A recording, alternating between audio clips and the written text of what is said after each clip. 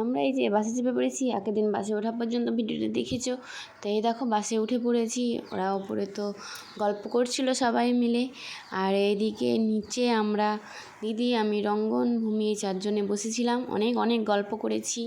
তারপরে ওপরে চলে এলাম, স্লিপার সিট তো আমাদের ওপরে, ওদের নিচে। তো নিজের সিটে চলে এলাম, একটু বসেছিলাম হাওয়াতে।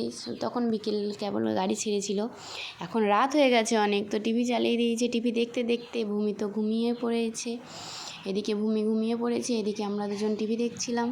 তো বাইরেটা এত আলো, এত সুন্দর লাগছে বাইরেটা দেখতে।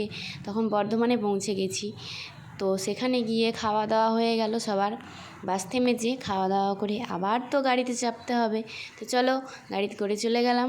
তো এখন উড়িষ্যা পৌঁছে গেছি। দেখো এত সুন্দর পাহাড়, দেখতেই দারুণ লাগছে, চারিদিকে শুধু পাহাড়, ঘুম ভেঙেই দেখছি পাহাড়, অপরূপ।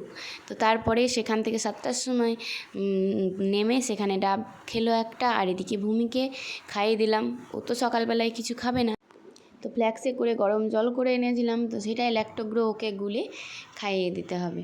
তো চলো আমি ওকে খাইয়ে দিই, আর তোমরা আমার ভিডিওটা দেখো। টাটা।